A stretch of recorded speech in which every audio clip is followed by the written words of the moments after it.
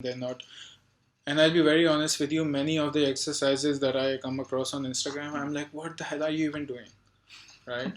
Some exercises I have just bad form. Some exercises are variations that are only leading to that, over time may only lead to tendonitis. I said, oh, by the way, about these things you were talking. And some of these exercises are just plain stupid, Exactly. But most of these influencers are doing it. Why? Because it looks cool. I'll tell you what happens. These are the same people who, they haven't gone through the proper channels to get their personal certification.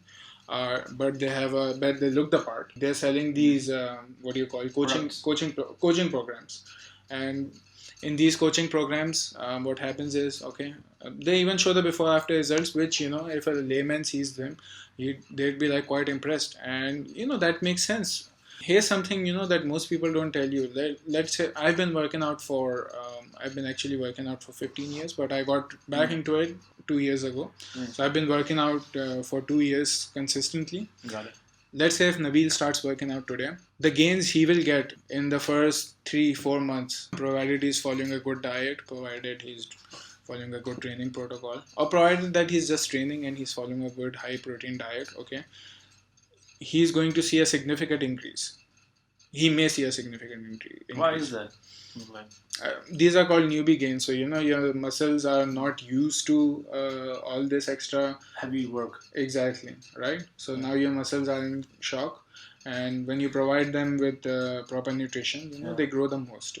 So that's why people say, in your first year of bodybuilding or strength training, you gain the most muscle mass. So this is what happens. So people see these results, and then they're like, okay, this program is actually working out for me. The problem here is many influencers don't have education. Yeah. Right. Proper educational background. Proper education background to formulate a training protocol.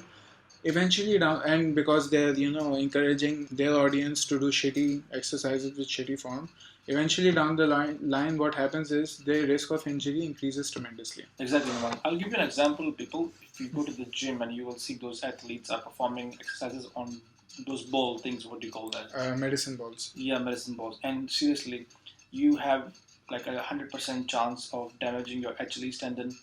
Achilles tendon? Yeah, the ones in the lower limbs. Yeah. The lower limbs. Seriously, because that is risky. Or your calf muscles.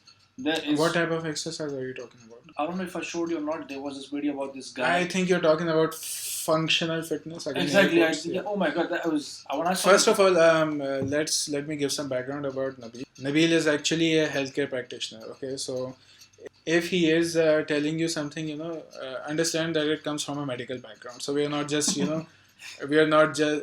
actually are two aliens, but we are not just two uneducated aliens here, right? So. Nabil, first I want to ask you, what does functional fitness mean? Working out your body. Functional fitness, in the simplest terms, means improving the function of your muscles. That's it. So if you're doing a squat, you can call it function movement. If you're doing, it is actually a function movement. If you're doing an overhead press, that's a functional movement. Okay? If you're standing on a fucking medicine ball with a barbell and squatting 100 pounds, that's not functional fitness, that's functional stupidity. Exactly, because if you trip, if you fall, and then you never know, man, you're gonna injure your muscle. Just list down what type of injuries someone could. You can end up breaking your bone. Which bones? Just list down what type of injury someone could suffer from. Because I'm not working completely I'm not into the gym business, but I would say, like, as I said before, like, you can sustain injuries like on the hip or your your ankle or your knee, and if you go deeper, I mean, like Achilles tendon, and then your ligaments or your calf muscles, or even if you go deeper, your bones, and if you go to the upper limbs, your arms, your forearms, your wrist. These are the issues that people can face if they are not doing the exercise properly in the gym.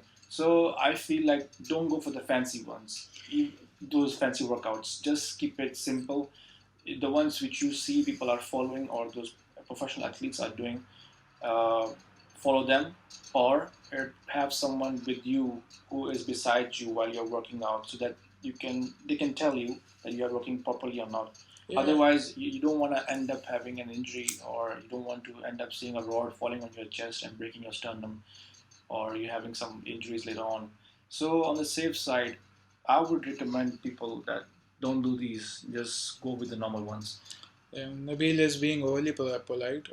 If you were to ask me, if you see anyone doing anything stupid on Instagram or YouTube, make sure to unfollow them or unsubscribe them. Well, that's rude. Come on. That's not rude, man. I mean, you're encouraging stupidity. Yeah, When okay, it I comes agree to with you. health, when it comes to health and fitness, I'm very passionate because what I don't want is I don't want a generation of idiots. Following idiots.